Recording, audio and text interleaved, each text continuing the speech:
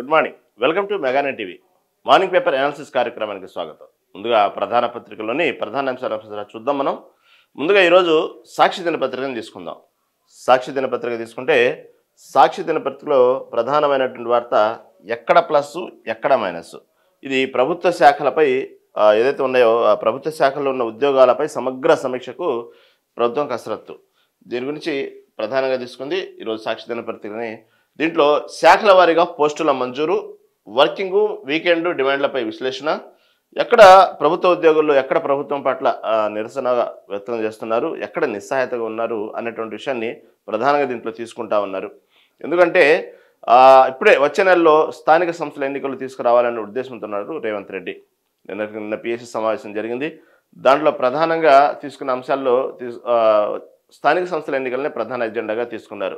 ఎందుకంటే ఇప్పటికీ అనేక సార్లు వాయిదాలు పడుతూ అనేక పర్యాయాలు దాని గురించి ఎప్పుడో దాదాపు సంవత్సరం పైన ఎన్నికలు జరగాల్సినటువంటి దానికి సంబంధించినటువంటి సంవత్సరం క్రితమే జరగాల్సిన ఎన్నికలు ఇంతవరకు జరపకపోగా ఎక్కడికక్కడ గ్రామాల అభివృద్ధి కుంటుపడిపోయి వచ్చినటువంటి నిధులు కూడా సరిగా సద్వినియోగం చేసుకోకుండా పరిస్థితులు ఏర్పడ్డాయి.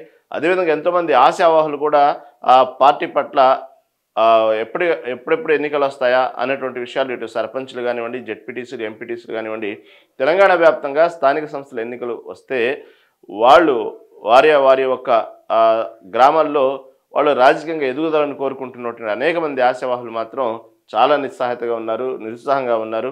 ఇప్పటికే పార్టీ పట్ల అనేక రకమైనటువంటి ఒత్తిడి తీసుకొస్తున్నప్పటికీ కూడా ఆ స్థానిక సంస్థల ఎన్నికలు పలుమార్లు వాయిదా వేసుకుంటూ వస్తుంది రేవంత్ సర్కారు. దీనికి అనేక కారణాలు ఉన్నాయి. దీంట్లో వాస్తవంగా కొన్ని టెక్నికల్ కారణాలు ఉంటే, కొన్ని ప్రభుత్వ పనితీరు పట్ల వాళ్లకు ఉన్నటువంటి ప్రభుత్వ పనితీరు పట్ల ప్రజల్లో ఉన్నటువంటి కొంత ఇంటెలిజెన్స్ రిపోర్ట్స్ వల్ల కూడా కొంతవరకు కావాలని చెప్పి పోస్ట్ పోన్ చేస్తున్నారనే అభిప్రాయం కూడా చాలా మంది వ్యక్తపరుస్తున్నారు. ఎందుకంటే ప్రస్తుతరుణంలో ఇలాంటివి ఉద్యోగుల్లో ఉన్నటువంటి ప్రభుత్వ ఉద్యోగుల్లో ఉన్నటువంటి కొంత వ్యతిరేకత కానివ్వండి, ఇటు ప్రజల్లో ఏదైతే ఇచ్చినటువంటి పథకాలు ఉన్నాయో ఆ గ్యారంటీల విషయంలో ఇచ్చినటువంటి పథకాలు ఇంతవరకు సరిగా అమలు చేయలేదు అనే విషయాలు కానివ్వండి, ప్రధానంగా రైతులు ఇప్పుడు దాదాపుగా సుప్రీంకోర్టు ఎప్పుడైతే ఎన్నికలు జరపాల్సిందే అనేటువంటి వ్యాఖ్యానించిందో, హైకోర్టు ఎప్పుడైతే వ్యాఖ్యానించిందో ఎన్నికలు జరపాలి అనేటువంటి సమయం ఇప్పటికే చాలా మించిపోయింది అని ఒక డెడ్లైన్ పెట్టిందో, డెడ్లైన్ పెట్టిన తర్వాత ఎక్కడికక్కడ ఫాస్ట్గా మూవ్ అయింది రేవంత్ సర్కారు. ప్రధానంగా బీసీ రిజర్వేషన్ తీసుకొచ్చేటప్పటికి 42% రిజర్వేషన్ బిల్లు ఎన్నికల హామీలో భాగంగా ఇచ్చిన ప్రకారంగా మొదటి నుంచి రేవంత్ రెడ్డి సర్కారు చెప్తున్నది ఎన్నికలకు ముందు కానివ్వండి, అధికారంలో వచ్చిన తర్వాత కానివ్వండి, ఈ ఎన్నికల క్యాంపెయిన్ కూడా పదే చెప్పింది బీసీ రిజర్వేషన్ 42% ఇచ్చే మేము ఎన్నికల్లోకి వెళ్తామనే విషయాన్ని రేవంత్ సర్కారు మొదటి నుంచి చెప్తుంది. దాంట్లో భాగంగానే ఈ కులగణన సర్వేలు ఇవన్నీ జరపడం జరిగింది. ఆ కులగణన సర్వే కూడా సరైన పారదర్శకత జరగలేదు. కులగణన అనేది పైన చేసుకుంటూ వెళ్ళారు. కావాలంటే మన చుట్టూ ఉన్నటువంటి 10 మంది ఆలోచిస్తే మీ ఇంటికి సర్వేకి వచ్చారా అనే విషయాన్ని ఆలోచించండి, మీ ఇంటికి వచ్చారా ఆలోచించండి. మన ఇళ్లలోనే మనకే అర్థమైపోయింది ఏమాత్రం కులగణన సర్వే పక్కాగా జరిగింది, ఎంత పర్ఫెక్ట్ జరిగింది. అసలు కొందరు ఇళ్లకైతే ఇంతవరకు రాలేదు. వచ్చిన ఇళ్లలో కూడా ఏదో ఫార్మాలిటీగా మనం ఉన్నా లేకపోయినా కూడా అయిపోయింది ఆ సర్వే, ఓన్లీ ఇంటి బయట ఒక స్టిక్కర్ అంటించి వెళ్ళిపోయారు అనేటువంటి విమర్శలు కూడా ప్రభుత్వం మూట కట్టుకుంది. ఇలాంటి అపవాదులు వాస్తవంగా ఈ కులగణన సర్వే బీసీలకు న్యాయం చేయాలనే విధంగా లేదు, ఏదో కులగణన సర్వే బీసీలకు అన్యాయం చేసే విధంగా ఉంది. ఎందుకంటే బీసీలు తెలంగాణ వ్యాప్తంగా చాలా తక్కువ మంది ఉన్నారు అనేటువంటి నష్టమే జరుగుతుంది ఎక్కువగా బీసీలకి. ఎందుకంటే శ్రీనివాస్ గౌడ్ మాజీ క్రీడా శాఖ మంత్రి, బీఆర్ఎస్ హయాంలో ఉన్నటువంటి మంత్రి శ్రీనివాస్ గౌడ్ కూడా అదే చెప్తున్నారు. దీనివల్ల బీసీలకి న్యాయం కాదు, అన్యాయం ఎక్కువ జరిగింది. ఈ కులగణన సర్వే అనేది పక్కా ప్రణాళిక సమగ్రంగా జరగలేదు కాబట్టి బీసీల సంఖ్య చాలా తక్కువ చూపించడానికి ప్రయత్నం చేస్తూ ఉంది రేవంత్ సర్కారు. ఇదొక లక్ష్యపూరితంగానే జరుగుతుంది. కావాలని బీసీలకు వెన్నుపోటు పొడుస్తుంది రేవంత్ రెడ్డి సర్కారు. ఏదైతే కులగణన సర్వే ప్రకారం ప్రాతిపదికన ఈ బీసీ రిజర్వేషన్ ఇస్తే మాత్రం బీసీలకు అన్యాయం జరిగింది, చాలా తక్కువ సంఖ్యలో చూపిస్తున్నారు, సరైనటువంటి కులగణన సర్వే జరపలేదనేది శ్రీనివాస్ గౌడ్ అభిప్రాయం. దానికి ప్రభుత్వం ఎప్పుడైతే వెంటనే స్పందించి కులగణన సర్వే నిజంగా శ్రీనివాస్ గౌడ్ చెప్పిన తర్వాత దానికి కొంచెం ప్రతిస్పందనగా కొంచెం అక్కడక్కడ ప్రజల్లో కూడా అదే భావన వ్యక్తపరిచేటప్పటికీ వెంటనే రేవంత్ రెడ్డి సర్కార్ దానికి సంబంధించినటువంటి కులగణన సర్వే మళ్ళీ కొంత ఎక్కడెక్కడైతే మిస్ అయిందో మళ్ళీ దాన్ని ఏదో ప్యాచ్ వర్క్ చేయడానికి ఏదో షోయింగ్ అంటే చేశారు. కానీ ఫుల్ ఫ్లెడ్జ్డ్గా కులగణన సర్వే అనేది ఎక్కడ తెలంగాణ వ్యాప్తంగా ప్రణాళికబద్ధంగా ఉన్నట్టుగా జెన్యున్గా అయితే జరగలేదు అనేది విషయాన్ని మాత్రం చాలామంది వ్యక్తపరుస్తున్నారు ఈ అభిప్రాయాన్ని. సరే, దానికి ఆ విధంగా ఉండేటప్పటికి ఏదో వాళ్ళు మొక్కుబడిగా చేశారు. ఈ కులగణన సర్వే అనేది పెద్ద దుమారం వేరేసింది. ఇటు దేశవ్యాప్తంగా కూడా కులగణన సర్వే మీద అనేక సార్లు వ్యతిరేక గళం వినిపించినటువంటి బీజేపీ పార్టీ కూడా కేంద్రంలో ఒక్కసారిగా బీజేపీ పార్టీ కూడా కులగణన సర్వే అవసరమైనటువంటి విషయాన్ని లేవనెత్తింది. ఏదైతే అదే పార్లమెంట్ సాక్షిగా కేంద్ర ప్రభుత్వం కులగణన సర్వే తీసుకుని దేశాన్ని కులాల వారీగా మతాల వారీగా విభజించడానికి ప్రయత్నం చేస్తూ ఉంది ఇండియా కూటమి అనేటువంటి విషయాన్ని ఇటు కేంద్ర ప్రభుత్వం పదే పదే దాని మీద అనేక రకమైనటువంటి మోడీతో సహా ప్రధానమంత్రి మోదీతో సహా అమిత్ షా సహా వీరందరూ బహిరంగంగానే విమర్శలు చేస్తూ ఈ విధంగా దేశాన్ని విచ్ఛిన్నం చేయడానికి చూస్తున్నారు, కులాల వారీగా విభజించడానికి చూస్తున్నారు, మతాల వారీగా విభజించడానికి చేస్తున్నారు అనేటువంటి విషయాన్ని పదే పదే చెప్పినటువంటి కేంద్రంలోనే అదే నోటితో కులగణన సర్వే అవసరమైనటువంటి విషయాన్ని కులగణన సర్వే అవసరం, దీనికి ఒక బిల్లు తీసుకురావాలి, కులగణన సర్వే చేయాల్సిందే, జనాభా సంబంధించినటువంటి ఏదైతే జనాభా లెక్కల తర్వాత ఈ కులగణన సర్వే కూడా వెంటనే జరపాల్సిందే అని కేంద్ర ప్రభుత్వం ఎప్పుడైతే చెప్పిందో వెంటనే కులగణన సర్వే తీసుకొచ్చింది మన పార్టీ అంటూ ఇటు బీజేపీ ప్రభుత్వం చెప్పుకోవడం కూడా చాలా విచిత్రంగా ఉన్నది అనమాట. ఎందుకంటే కనీసం కొన్ని సంవత్సరాలు గడిచినప్పటికి కూడా ఆ బీజేపీ పార్టీ చెప్పిన విషయాన్ని కొంచెం ప్రజలన్నా మర్చిపోతారు, కనీసం వాళ్ళ పార్టీలో పనిచేసే వాళ్ళన్నా కొంచెం మర్చిపోతారు.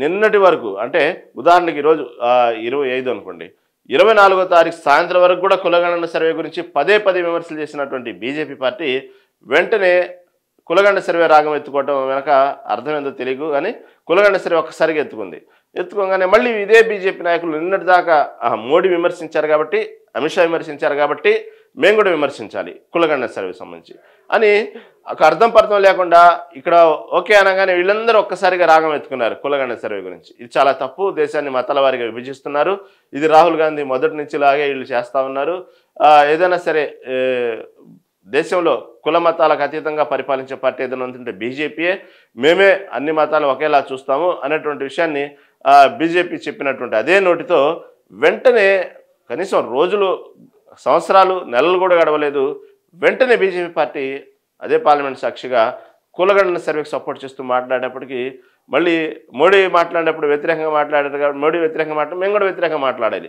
అని చెప్పి తెలంగాణ వ్యాప్తంగా మాట్లాడినటువంటి బీజేపీ నాయకులు కూడా వెంటనే వాళ్ళ రాగం మార్చేసి కులగణన సర్వేకి మళ్ళీ సపోర్ట్ చేయడం మొదలుపెట్టారు. సరే ఏదైతేనే ఈ క్రెడిట్ నాదే అంటూ కేంద్ర ప్రభుత్వం, ఈ క్రెడిట్ నాదే అంటూ రాహుల్ గాంధీ, ఇటుపక్క రేవంత్ రెడ్డి మొదటి నుంచి అదే చెప్తున్నాము, చివరికి మేము అనుకున్నది సాధించామంటే ఇక్కడ రేవంత్ రెడ్డి. ఏదైతేనే ప్రజలకు మంచిగా కదా జరగాల్సింది, సరే ఎవరి క్రెడిట్ అలా పక్కన పెట్టినప్పుడు కూడా రాజకీయంగా ఏదైతే ప్రజలకు మంచి జరగాలి, ప్రజలకు మంచి జరగాలన్నప్పుడు కులగణన సర్వే జరగాలి. మొదటి నుంచి బీసీలకు అన్యాయం జరుగుతుంది, ఈ కులగణన సర్వే కరెక్ట్గా జరిగితే బీసీలకు రాజకీయంగా ఎదుగుదల ఉంది. కేవలం ఒక రాజకీయంగానే కాదు, అన్ని విద్యా వ్యవస్థలో కానీ వైద్య వ్యవస్థలో కానీ ప్రతి రంగంలో ఉద్యోగాల్లో కానివ్వండి ప్రతి రంగంలో ఈ రిజర్వేషన్ అమలు కావాలి అంటూ ఇటుపక్క ఎమ్మెల్సీ కవిత కూడా పదే పదే స్వరం వినిపించడం మనం విన్నాం. వాస్తవంగా అలా రిజర్వేషన్ వస్తే ఇప్పటికే నిజంగానే ఎప్పటికప్పుడు ఎన్నికలు వచ్చినప్పుడల్లా ఇదే హామీలు చెప్తా ఉంటారు రాజకీయ నాయకులు. బీసీలని చాలా ప్రేమగా మాట్లాడుతుంటారు, బీసీలకు న్యాయం చేసే ఏకైక పార్టీ మా పార్టీ అంటారు, బీసీలు అధికంగా రాజకీయంగా వాళ్లకు ఎదుగునిచ్చింది మా పార్టీ అంటారు, బీసీలను ఎక్కువగా మంత్రులు చేసింది మా పార్టీ అంటారు. అందరూ ఒక్కసారిగా ఎందుకో కానీ ఎన్నికల ముందు తెగ ప్రేమ పుట్టుకొచ్చేసింది బీసీల మీద. ఈ విధంగా బీసీలు కూడా వాస్తవంగా ఒక పార్టీ కొమ్ము కాస్తూ బీసీలు అధిక సంఖ్యలో కొమ్ము కాసిన పార్టీలు అధికారంలోకి వస్తుంటాయి. అవన్నీ మనం సహజంగా వింటూ ఉంటాం. ఇదే కాదు, 2 తెలుగు రాష్ట్రాల్లో జరుగుతున్న విషయాలు ఇది కామన్గా. ఎక్కడైతే బీసీలు ఎక్కువగా ఒక పార్టీ కొమ్ము కాస్తారో, ఒక పార్టీని నమ్ముకుంటారో ఆ పార్టీ అధికారంలోకి రావటం, ఎందుకంటే అధిక సంఖ్యాక ఓట్లు ఉన్నాయి కాబట్టి. బీసీల్లో అంటే ఒక కులం కాదు, చాలా రకాలైనటువంటి అనేక కులాలు ఉంటాయి కాబట్టి బీసీల సంఖ్య ఎక్కువతో పాటు పార్టీలు ఇటు అధికారాలే మారిపోతూ ఉంటాయి. కాబట్టి ఒక్కసారిగా ఎన్నికలకు ముందు మాత్రం ఈ రాజకీయ నాయకులకి సడన్గా ప్రేమ పుట్టుకొచ్చింది బీసీల మీద. దానికి సంబంధించి ఎప్పుడైతే బీసీలకు 42% రిజర్వేషన్ అనేటువంటి గళాన్ని రేవంత్ రెడ్డి మొదలుపెట్టారో అప్పటి నుంచి తెలంగాణ వ్యాప్తంగా బీసీలు కొంచెం రేవంత్ రెడ్డి సర్కార్ని కొంచెం హక్కున చేర్చుకున్నారు, అందుకే అధికారంలోకి వచ్చింది. మొదటి నుంచి ఎన్నికల ముందు నుంచి కూడా ఎన్నికల క్యాంపెయినింగ్లు కూడా పదే పదే రేవంత్ రెడ్డి చెప్పిన వ్యాఖ్య అదే. కాబట్టి దాన్ని బట్టి బీసీలు కూడా సపోర్ట్ చేయడం జరిగింది. అనేక కారణాలు ఒక్కసారిగా 3 నెలల్లో తెలంగాణ రాజకీయ వాతావరణం ఒక్కసారిగా ముఖ చిత్రం మారిపోయింది. అప్పటి వరకు తెర ముందు కాంగ్రెస్ పార్టీ లేదు, గెలిచిద్దన్నటువంటి దాఖలాలు కూడా ఎక్కడా లేదు, ఏ సర్వేలో కూడా లేదు. క్రమేపీ ఫస్ట్ బీఆర్ఎస్ పార్టీ, దానికి ప్రత్యామ్నాయంగా బీజేపీ పార్టీ ఉంది, 3వ స్థానంలో అప్పటి వరకు కాంగ్రెస్ పార్టీ ఉంది. తర్వాత అనేక మార్పుల వల్ల ఇటు బండి సంజయ్ని తెలంగాణ బీజేపీ రాష్ట్ర అధ్యక్షుడిగా మార్చడం, తర్వాత అనేక పరిణామాలు బీజేపీ పార్టీలోనే సొంత వాళ్ళ పార్టీలోనే వాళ్ళ కొన్ని ఇబ్బందులు, ఓ ఒక వర్గ విభేదాలు, ఆ విధంగా పార్టీని కొంతవరకు వాళ్ళే కొంతవరకు అధికారంలో బీజేపీ అధికారంలో తెలంగాణలో వచ్చేంత లేదు కానీ దాదాపు అంతవరకు ఫైట్ చేసిన పార్టీగా బీజేపీ ఉంది మొన్నటి ఎన్నికల్లో. దాదాపుగా వాళ్ళే చేతులారా కొంచెం నాశనం చేసుకోవటం వల్ల ఇటు కాంగ్రెస్ కొంత ప్లస్ అయింది. అదేవిధంగా బీఆర్ఎస్లో దాదాపు 10 ఏళ్ళు పరిపాలించింది కాబట్టి వాస్తవంగా 10 ఏళ్ళు ఒకే పార్టీ అధికారంలో ఉండేటప్పటికీ ఆటోమేటిక్గా మనం ఎంత చక్కగా పరిపాలించినా, పరిపాలించకపోయినా కొంత ప్రజల్లో కొంత నిస్సహాయత, కొన్ని కొన్ని పరిస్థితులను బట్టి ఇంత లాంగ్ టర్మ్‌లో కొంత వ్యతిరేకత ఉన్నిద్ది. అదేవిధంగా రూరల్ ఏరియాలో ప్రధానంగా బీఆర్ఎస్ పట్ల కొంత వ్యతిరేకత రావటం దీంట్లో ప్రధాన కారణం. ఎందుకంటే హైదరాబాద్ నగర వ్యాప్తంగా తీసుకున్నప్పటికి కూడా హైదరాబాద్‌లో ప్రధానంగా తీసుకుంటే ప్రతి ఎక్కడ కూడా బీఆర్ఎస్ పట్ల పెద్ద వ్యతిరేకత లేదు. అన్ని స్థానాల్లో గెలిచింది. ఎక్కువగా రూరల్ ప్రాంతాల్లోనే బాగా దెబ్బతింది బీఆర్ఎస్ పార్టీ. కానీ దానికి ప్రధానంగా అనేక కారణాలు చెప్తుంటారు. కేసీఆర్ కేవలం హైదరాబాద్‌నే అభివృద్ధిగా చూసుకుంటూ హైదరాబాద్ మీదే పెట్టుబడులు తీసుకొస్తూ హైదరాబాద్‌నే ఒక విషయంలో మంచి ప్రపంచవ్యాప్తంగా హైదరాబాద్‌ని వైపు ఆకర్షించడానికి, హైదరాబాద్ మహానగరం ఇంకా తీర్చిదిద్దడానికి ఎక్కువగా హైదరాబాద్‌నే ఫోకస్ చేశారు. రూరల్ ఏరియాలో పట్టించుకోలేదు. రూరల్ ఏరియా రైతులు కానివ్వండి, ఇక అనేక రకాల సమస్యలు ఉన్నాయి. ప్రధానంగా ఎక్కడ ఉద్యోగాలు 10 ఏళ్లలో నోటిఫికేషన్ ఇవ్వకపోవటం ఉద్యోగాలకు సంబంధించి, ఇలా కర్నూలు చావుకు 100 కారణాలు అన్నట్టు అనేక కారణాలు ఉన్నాయి బీఆర్ఎస్ పార్టీకి ఓడిపోవడానికి గతంలో. ఈ విధంగా ఇటు బీఆర్ఎస్ పార్టీలో 10 ఏళ్లలో ఉన్నటువంటి వ్యతిరేకత కానివ్వండి, ఇటు బీజేపీలో తనను తాను స్వయంగా చంపుకున్నటువంటి బీజేపీ పార్టీ కానివ్వండి, ఇవన్నీ కూడా కాంగ్రెస్ పార్టీ వైపు డైవర్ట్ అవ్వటానికి ముందు ఒక్కసారిగా రేవంత్ రెడ్డిని తెర ముందు ఒక సీఎం స్థాయి వ్యక్తిగా ఎప్పుడైతే ప్రొజెక్ట్ చేసిందో, అధికారికంగా చెప్పకపోయినా సీఎం స్థాయి వ్యక్తిగా రేవంత్ రెడ్డిని ఎప్పుడైతే కాంగ్రెస్ పార్టీ ప్రొజెక్ట్ చేసిందో, సీఎంకు ఉన్నటువంటి రేవంత్ రెడ్డికి ఉన్నటువంటి మాస్ ఫాలోయింగు, రేవంత్ రెడ్డి మీద ఉన్నటువంటి కొంత సానుభూతి ధోరణి. ఎందుకంటే ప్రజా వ్యతిరేకత పోరాటాల మీద గతంలో ప్రభుత్వం మీద అనేక సార్లు పోరాటం కానివ్వండి, ఒకసారి జైలుకి వెళ్ళి రావటం కానివ్వండి, అదేవిధంగా అప్పుడు ప్రభుత్వంతో ఎప్పటికప్పుడు తన యాక్టివిటీస్ ప్రభుత్వానికి వ్యతిరేకంగా అనేక పర్యాయాలు సవాళ్లు చేస్తూ పోలీసుల కళ్ళు కప్పి ప్రభుత్వాన్ని వ్యతిరేకించడం, పోరాటం, ఇలా అనేక రకాల కొంత యాక్టివిటీస్లో ఒక యూత్లో రేవంత్ రెడ్డి పట్ల ఒక ఆకర్షితులయ్యారు యూత్. అదేవిధంగా రేవంత్ రెడ్డి ఓన్లీ రేవంత్ రెడ్డి క్రెడిట్ అనే విధంగా రేవంత్ రెడ్డి మార్కును చూపించడానికి పిసిసి అధ్యక్షుడు అప్పటి నుంచి కూడా కొంత మార్కును చూపించడం స్టార్ట్ చేశారు. ఎందుకంటే కాంగ్రెస్ పార్టీలో ఒక రకంగా ఒక మార్కు చూపించాలన్నా, కాంగ్రెస్ పార్టీలో ఎదగాలన్నా, ఒక పబ్లిక్లో ఒక సీఎం స్థాయి వ్యక్తిగా కళ్ళల్లో కనబడాలన్నా అంత ఈజీ ప్రాసెస్ కాదు. ఎందుకంటే కాంగ్రెస్ పార్టీ అంటేనే మహా సీనియర్ నాయకులు ఉంటారు, అనుభవజ్ఞులు ఉంటారు, ఎంతోమంది ఆశావాహులు ప్రధానంగా ఉంటారు. కాంగ్రెస్ పార్టీకి ఉన్నటువంటి బలం, కాంగ్రెస్ పార్టీకి ఉన్న మైనస్ కూడా అదే. కాంగ్రెస్ పార్టీ బలమేమో పెద్ద పెద్ద సీనియర్ నాయకులు ఉంటారు. కాంగ్రెస్ పార్టీకి మొదటి నుంచి స్టాండర్డ్గా కార్యకర్తలు ఉంటాయి, గ్రౌండ్ లెవెల్లో మంచి కార్యకర్తలు ఉంటారు. దానికి కావాల్సినట్టు ఒక ప్రణాళిక ఉన్నది పార్టీకి, అదొక ప్లస్ పాయింట్. మైనస్ ఏంటంటే మొదటి నుంచి ఆ పార్టీలు ఎప్పుడు ఆకలితోనే ఉంటారు, ఎప్పుడు ఆశావాహులు ఉంటారు, ఎప్పుడు ఒకళ్ళకి పదివేయంగానే వెంటనే వీళ్ళు నిరసన గళం విప్పుతూ ఉంటారు, పైకి ఎక్కువ వాళ్ళని కాళ్ళతో లాగుతూ ఉంటారు వెనక్కి.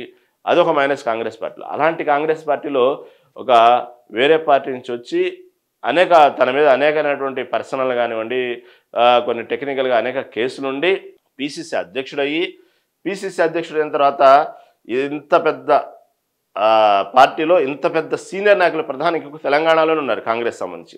ఇంత పెద్ద నాయకుల మధ్య ఈ రాజకీయ ఒడిదుడుకులు, రాజకీయ ఎత్తుగడుల మధ్య సీఎం రేవంత్ రెడ్డి ఎదగటం అనేది అంత ఈజీ కాదు.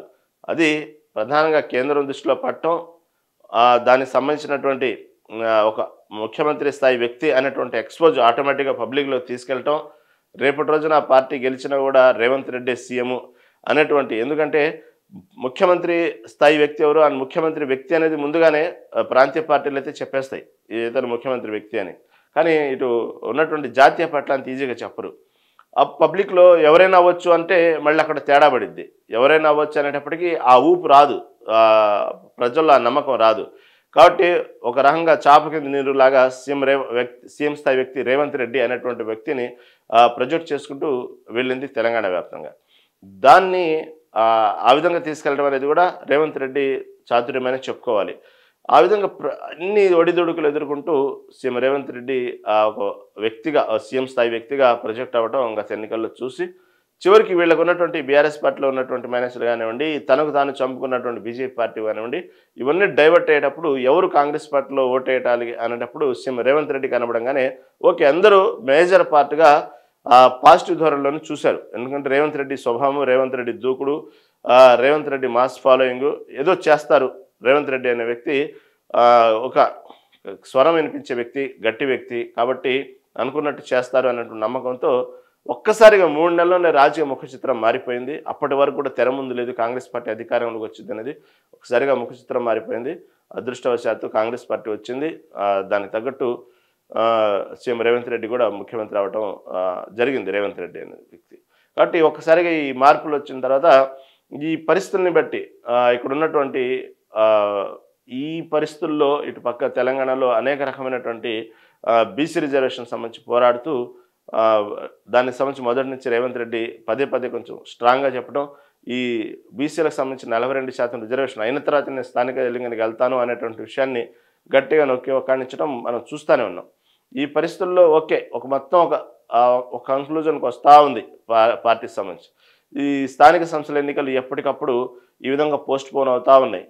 గతంలో మంత్రి పదవులు ఇవ్వటానికి కొంత జాప్యం జరగటం, మంత్రి పదవులు ఇచ్చిన తర్వాత ముందుకు వెళ్దామంటాం, ఆ మంత్రి పదవులకు పదే అనేక పర్యాలు వెనక్కి వెళ్ళిపోవటం, తర్వాత కొన్ని రాష్ట్రాల్లో కాంగ్రెస్ ఎన్నికలు రావటం, అదైన తర్వాత చూద్దామంటాం.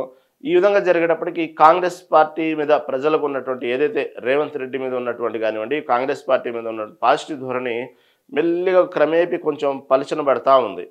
ఈ క్రమంలో ఎంతోమంది ఆశావాహులు, ఎన్నాళ్ళ నుంచి కాంగ్రెస్ పార్టీలో ఉన్నటువంటి ఆశావాహులు కానివ్వండి, కార్యకర్తలు కానివ్వండి, ఒక స్థాయి లోకల్ లీడర్స్ కానివ్వండి, వీళ్ళందరూ కూడా అందరూ ఎమ్మెల్యేలు కాలేరు కాబట్టి వాళ్ళ స్థాయి వాళ్ళు తగ్గట్టు సర్పంచ్ అవ్వాలనో, జెడ్పీటీసీ అవ్వాలనో, ఎంపీటీసీ అవ్వాలనో కలలు కన్నటువంటి ఎంతోమంది ఒక సెకండ్ క్యాడర్ ఉన్నటువంటి నాయకులందరూ కూడా కాంగ్రెస్ పార్టీలో ఎప్పుడెప్పుడు స్థానిక సంస్థల ఎన్నికలు వస్తాయా, మనం కూడా ఒక పదవి అనుభవించాలి, మనం కూడా రాజకీయంగా ఎదగాలి అనేటువంటి ధోరణిలో చూస్తూ ఉంటే ఎప్పటికప్పుడు రాజమౌళి సినిమా రిలీజ్ లాగా వాయిదాలు వేసుకుంటూనే వెళ్తున్నారు స్థానిక సంస్థల ఎన్నికలు.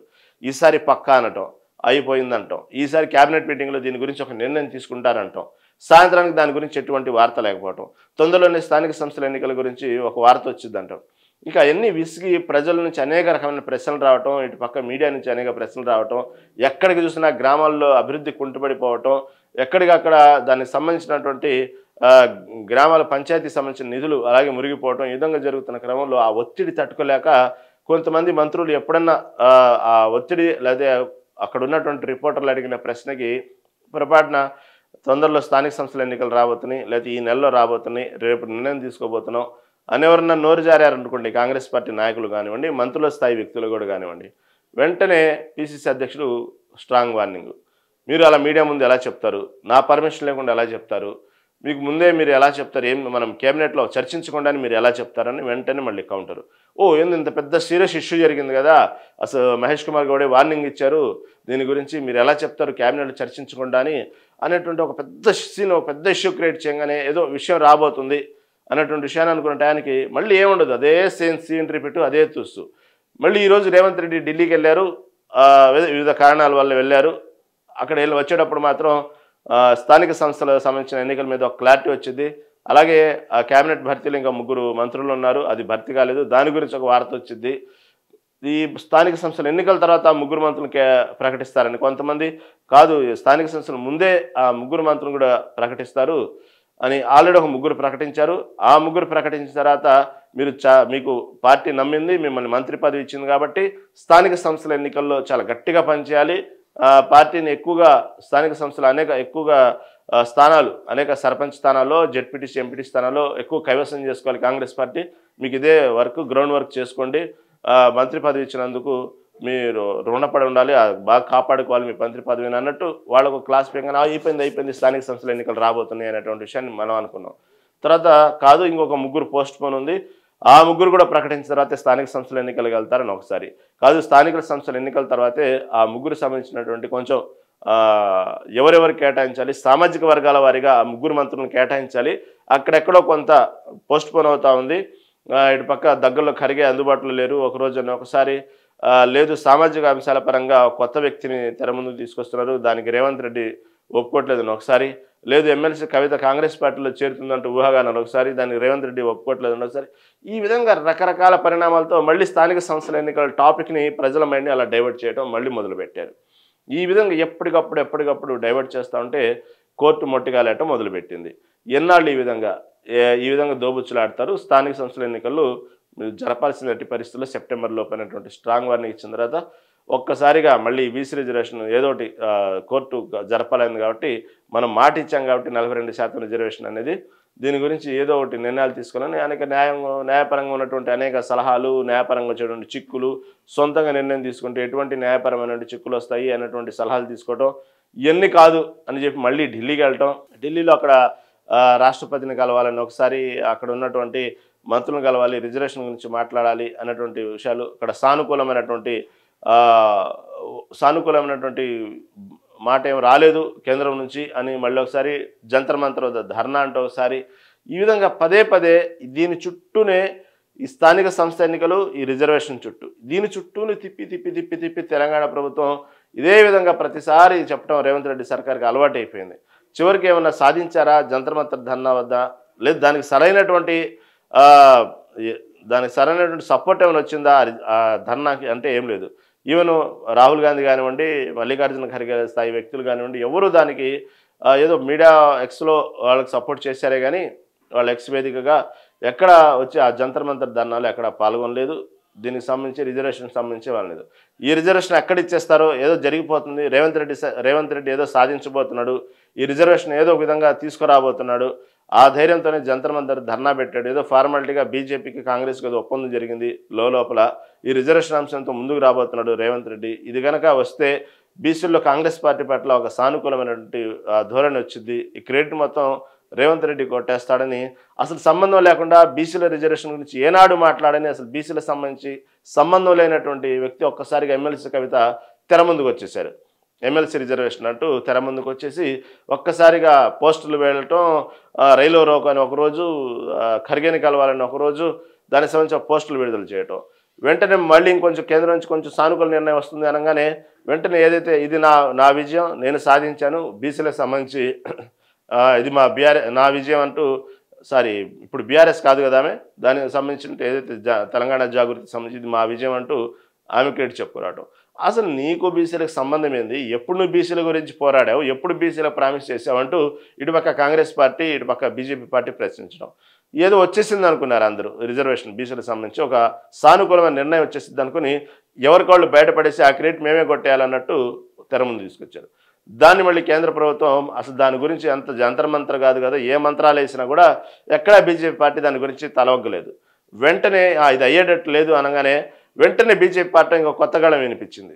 బీసీలు అంటే కేవలం మేము 100% బీసీల రిజర్వేషన్ అంటే మేము కంపల్సరీ మేము పోరాడతాం, నేను మాట్లాడతాను అవసరమైతే కేంద్ర మంత్రులతో అనేటువంటి విషయాన్ని కిషన్ రెడ్డి లేవనెత్తడం. దానికి బండి సంజయ్ సపోర్ట్గా మీరు కేవలం ఇది బీసీలకు సంబంధించినటువంటి రిజర్వేషన్లో ఎక్కువగా ముస్లిం మైనార్టీలకు సంబంధించినటువంటి లాభం ఉంది కానీ ఎక్కడ బీసీలకు లాభం జరగట్లేదు, మీరు చెప్పినటువంటి బీసీల్లో రిజర్వేషన్ తీసుకొస్తే ఎక్కువ శాతం మైనార్టీలు బాగుపడతారు, వాళ్ళు ఆర్థికంగా రాజకీయంగా వాళ్ళు ఎదుగుతారు, వాళ్ళ కోసమే మీరు కావాలని చెప్పి బిల్లు తీసుకొచ్చారు, నిజమైనటువంటి బీసీలకు న్యాయం జరగదు, దీంట్లో మైనార్టీస్ కూడా ఉంది కాబట్టి దీంట్లో మైనార్టీలు లేకుండా మీరు రిజర్వేషన్ అడిగితే మేము కూడా పోరాడతాం, అవసరమైతే మేము కేంద్రంతో మాట్లాడతాం, ప్యూర్గా 100% కేవలం బీసీలకే అందాలి ఇది, దీంట్లో మైనార్టీల పాత్ర ఉండకూడదు అనేటువంటి కామన్గా సహజంగా బీజేపీ ఎప్పుడు పార్టీ ఉనికి కాపాడుకోవాలంటే ఎక్కువ మైనార్టీస్ని ఏదో ఒకటి మైనస్ గాను, మైనార్టీ మీద ఏదో ఒకటి విమర్శిస్తూ ఉంటేనే ఇక్కడ పార్టీలో ఉనికి, ఆ నాయకులు కొంత ఉనికి,